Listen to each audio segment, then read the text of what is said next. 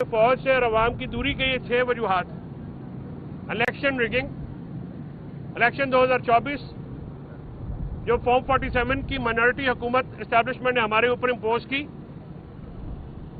Result change किए election commission ने और उनको तहफ़्फ़ुज़ फराहम किया काजी फाइज़ ईसा ने, जिसका अवाम बहुत बुरा मनाती है और अवाम में एक नफरत है और इसका जिम्मेदार वो इदारों को ठहराते हैं। मुझे नहीं मालूम इस गुफ्तगू के बाद मैं आपके पास गुफ्तगू कर सकूंगा या मैं इंतजार पंजोक्ते की तरह किसी इंसिडेंट का हिस्सा बन जाऊंगा, लेकिन जरूरी है कि ये बातें रिकॉर्ड पे लाई जाएं। दूसरा नुक्ता, 26वीं आईनी तरमीम जिनकी बाज़ शिकों के तहत निज़ाम अदल पे हमला किया गया, निज़ाम अदल को तहस नहस किया गया और अदलिया को बांदी बना दिया गया है। जजिस को रेवेन्यू एहलकारों की तरह यानी पटवारियों और क्लर्कों की तरह ट्रीट किया जा रहा है। ये किसी एक जज का मसला नहीं है, ये इदारे का मसला है। लेकिन वकला जब पीछे मुड़ के देखते हैं तो इस कमीनगाह में कुछ जजेस भी मुलव्वस हैं जो हैंड इन ग्लव हैं अपने इक़्तिदार की लालच में। कोई सुप्रीम कोर्ट में एलिवेट होना चाहता है, कोई चीफ जस्टिस बनना चाहता है, कोई जज भर्ती कराना चाहता है। तो उस सिलसिले में अदलिया का इदारा रहे ना रहे, इनकी नौकरियां रहनी चाहिए। मैं आज बिल्कुल वाशगाफ लफ्जों में ये कह रहा हूं कि ऐसे चीफ जस्टिस होने पे कोई फख्र नहीं होता जिसके अंडर मातहत अदालतों के अहकामात को रौंद दिया जाए। वो एक तख्ती होती है, तख्ती तो कब्रों पे भी लग जाती है, जिसपे मदफून का अता पता मालूम होता है। या जो तारीख में जिंदा रहते हैं वो फैसले करते हैं, वो जुर्रतमंद होते हैं, वो बाकिरदार होते हैं, वो ताकतवरों के साथ हाथ मिला के अपने इदारे की तबाही नहीं करते, बैक स्टैबिंग नहीं करते। तारीख में हमेशा वो जज जिंदा रहे हैं जिन्होंने आइन और कानून और जमहूरियत का साथ दिया। वो जज तारीख का हिस्सा बन गए, काजी फाइज़ ईसा जैसे, जिन्होंने जाती मुफाद के लिए अवाम के वोटों की चोरी को तहफ़्फ़ुज़ फराहम किया। पाकिस्तान में 26वीं आईनी तरमीम और अदलिया का निज़ाम तहस नहस करने में सिर्फ 2 वजूहात हैं। एक वजह इमरान खान के केस है और दूसरी वजह इलेक्शन फ्रॉड का सामने आ जाना। इसको कवर देने के लिए 26वीं आईनी तरमीम की गई, पार्लियामेंटेरियंस को उठाया गया, किसी को खरीदा गया, किसी के घर तोड़े गए, किसी के बच्चे उठाए गए। ये रिकॉर्ड की बातें हैं।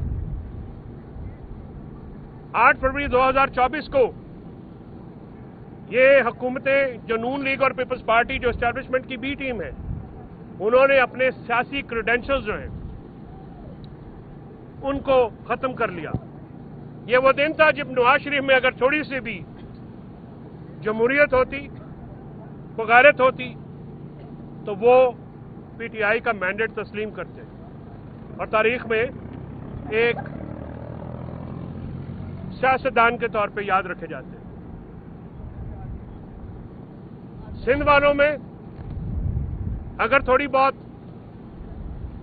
अपने शहीदों की, जुल्फ़िकार अली भुट्टो शहीद और बेनज़ीर भुट्टो शहीद की फलसफे की कोई इज्जत होती, उनकी जद्दोजहद की कोई कदर होती, तो वो भी पाकिस्तान के लोगों का मैंडेट चोरी करने वालों के साथ ना मिलते। अनफॉर्चुनेटली, बदकिस्मती से अब ये खुद को सियासी और जमहूरी जमातें तो कहती हैं, लेकिन ये सियासी और जमहूरी जमातें नहीं हैं। ये एस्टैब्लिशमेंट की बी टीम बन चुकी है। पीका लॉ वो तीसरा नुक्ता है जो कि मेन स्ट्रीम मीडिया को गैग करने के बाद, उनका गला घोटने के बाद सोशल मीडिया और इंटरनेट पर असॉल्ट के लिए वो काला कानून पास किया गया, जो असेंबली पीका लॉ जैसा काला कानून पास करे जो निजाम अदल पे वार करे, वो जमहूरी तो नहीं हो सकती। हाँ, वो आमरों की नुमाइंदा हो सकती। इसमें कुछ जमातों को इस्तेमाल किया गया, उनके साथ वादा शिकनी की गई। पाकिस्तान के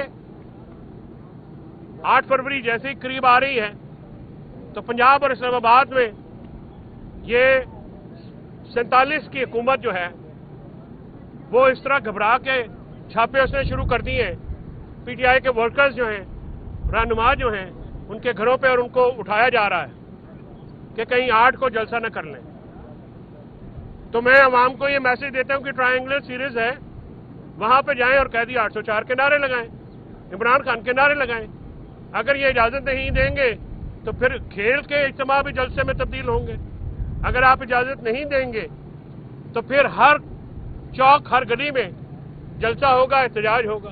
एहतजाज तो आईनी हक है, उसको रोका नहीं जा सकता। तमाम इदारों जिनका काम दहशतगर्दी रोकना है, उनका सिर्फ एक काम है कि वो पीटीआई को क्रश करें, वो जजेस जो आजाद हैं उनको क्रश करें, निजाम को क्रश करें और पाकिस्तान तहरीक इंसाफ को कुचलने के इस मॉडल के पीछे पाकिस्तान ने की अदलिया को, पाकिस्तान की जमहूरियत को, पाकिस्तान के आइन को, पाकिस्तान के मीडिया को रौन डाला गया है।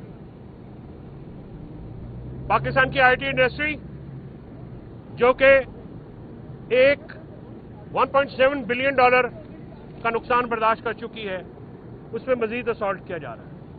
एक आमराना प्लान है, लंदन प्लान जिसको कहते हैं, उसको आगे बढ़ाने के लिए इमरान खान साहब ने लिखा है कि पॉलिसियों पर नजरसानी कीजिए हुजूर। आपकी पॉलिसियों ने इस मुल्क के अवाम को और इदारों को दूर किया है, और इदारे, फौज वो जंग नहीं जीत सकती जिसके पीछे अवाम मुतहद होकर खड़ी ना हो। ये अवाम फौज के लिए हमेशा कुर्बानियां देती आई है। फौज के जवान और अफसरान भी हमारे लिए कुर्बानियां देते हैं। शौदा हमारे लिए बाइस तकरीम है, बाइस इज्जत है, बाइस एहतराम है, काबिल फख्र है।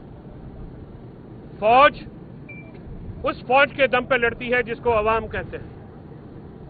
ये अवाम और फौज मिलकर पाकिस्तान को निकाल सकते हैं इस मुआशी जमूद से, इस सियासी अदम इस्तेहकाम से, लॉ एंड ऑर्डर की सिचुएशन से, और पाकिस्तान में इख्तिलाफ राय और सियासी इख्तिलाफ को दहशतगर्दी करार देने के जो एक मजमूम प्लान है उससे। पाकिस्तान की मईशत, इमरान खान साहब ने जैसे कहा, दिगरगू है। पाकिस्तान तबाही के दहाने पे है। पाकिस्तान में ग्रोथ रेट 0 है, जिसकी वजह से अनएम्प्लॉयमेंट है। आपके मीडिया चैनल्स हों जिसमें बहुत ज्यादा ले ऑफ्स हुए हैं, लोगों को नौकरियों से निकाला गया है, या फ्रीलांसर्स हों, उनके ऊपर रोजगार के दरवाजे बंद हुए हैं।